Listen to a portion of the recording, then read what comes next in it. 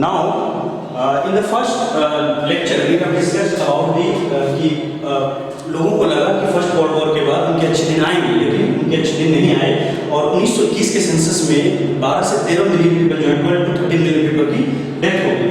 अब जो है हम लोग यहाँ से आगे बढ़ेंगे। जनवरी 1915 में क्या होता है, महात्मा गांधी को भारत में आते हैं। महात्मा गांधी केम इन इंडिया इन जनवरी 1915। उनका एक आइडिया था, द आइडिया ऑफ सत्याग्रह। उन्होंने सत्याग्रह का आइडिया लिया। इससे पहले 1915 से पहले वो साउथ अफ्रीका के अंदर में थे और वहां पर भी उन्होंने क्या किया था, सत्याग्रह की मदद से बहुत सारे जो इंडियंस थे और जो वहां के साउथ अफ्रीका के लोग थे उनको वहां पर उन्होंने जस्टिस दिलाया था। महात्मा गांधी का जो आइडिया ऑफ सत्याग्रह है, इसके अंदर में वो कहते हैं कि emphasise the power of truth and the need to search for truth. Mahatma Gandhi जो है सत्याग्रह आइडिया ऑफ सत्याग्रह में कहते हैं, महात्मा गांधी का जो आइडिया ऑफ सत्याग्रह है उसमें ये कहते हैं कि पावर ऑफ ट्रूथ पे हमें जो है जोर देने की जरूरत है और सच को ढूंढना है। सच ही जो है वो भगवान है।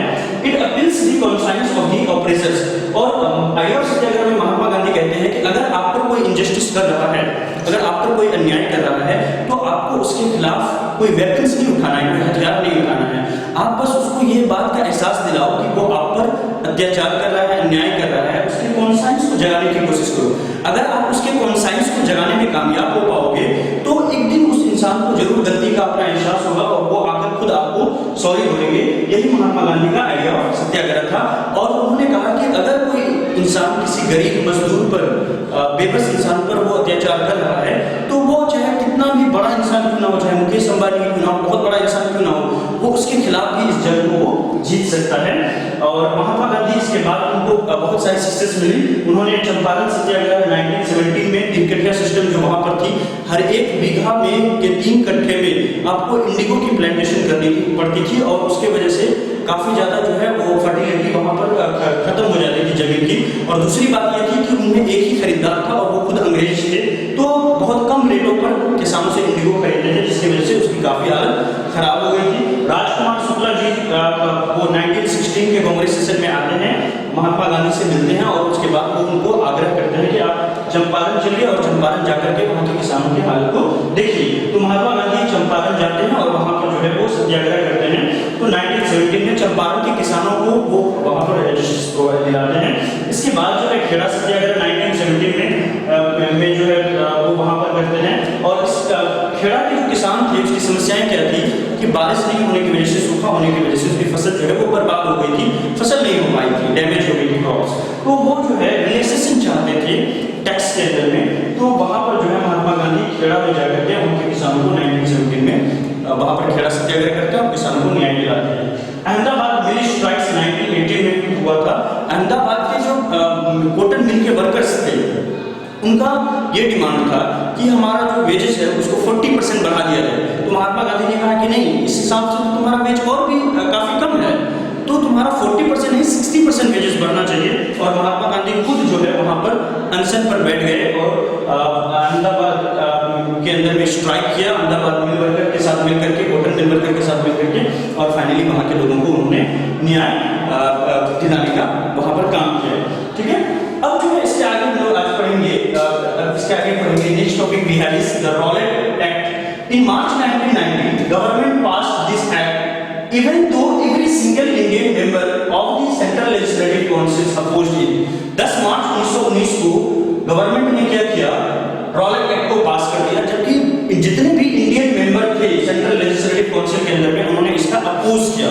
तब भी वहां पर जो है अंग्रेज इसको नहीं मानते हैं और इसको यहाँ से पास कर देते हैं। This act authorised the government to imprison any person without trial and conviction in a court of law. ये रॉलेट एक्ट के अंदर में क्या था कि किसी भी जो एक्टिविस्ट थे इंडिया के अंदर में, जो यहाँ पर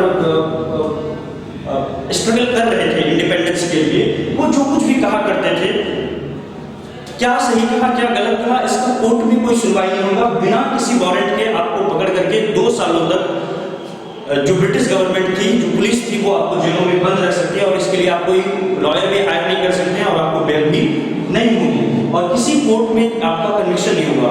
आमतौर पर क्या होता है, अगर आपको पुलिस पकड़ती है तो वहां वो आपको 24 घंटे के अंदर वो मजिस्ट्रेट के सामने पेश करना होता है उनको, लोकल मजिस्ट्रेट के पास, और लोकल मजिस्ट्रेट देखती है कि क्या आप सोसाइटी के लिए खतरा हो या नहीं हो। अगर हो तो आपको 10 दिन 15 दिन तक रिमांड में रखा जाता है, या अगर आप इन्वेस्टिगेशन को इन्फ्लुएंस कर सकते हो, उसको आप जो है अपने हिसाब से डैमेज कर सकते हो, तो वहां पर जो है आपको रखा जाता है।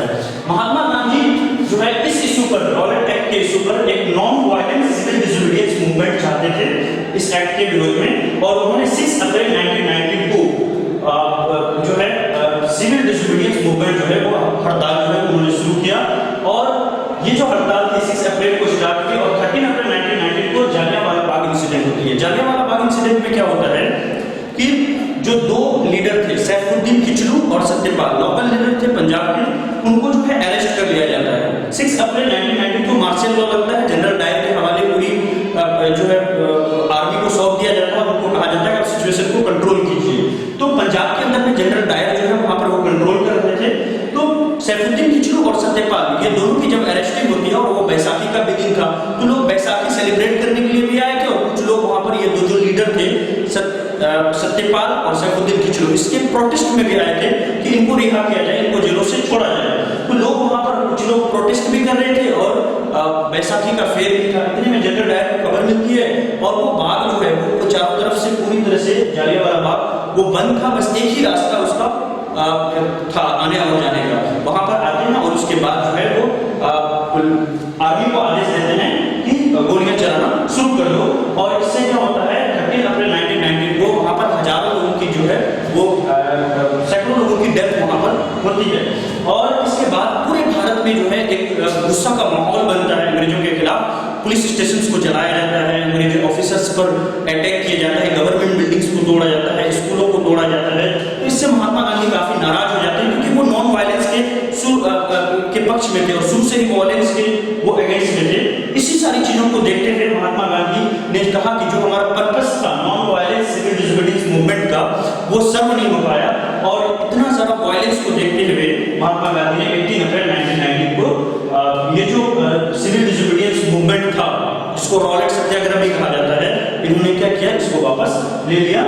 और यहाँ से जो है क्या होता है, फिर ये इंसिडेंट खत्म हो जाती है। अब हम लोग नेक्स्ट क्लास में, नेक्स्ट इसमें जो है लोग पढ़ेंगे नेक्स्ट पार्ट में, किस तरह से नॉन कोऑपरेशन मूवमेंट जो है और खिलाफत इशू महात्मा गांधी उठाते हैं।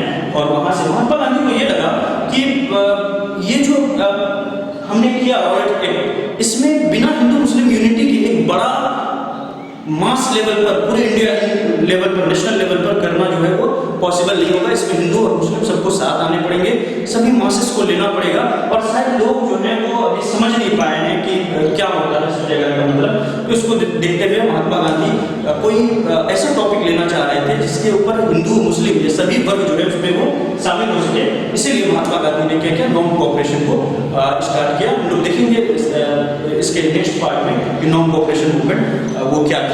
अब इसको नोट डाउन कर लीजिए, 1 मिनट पॉज करके, ओके।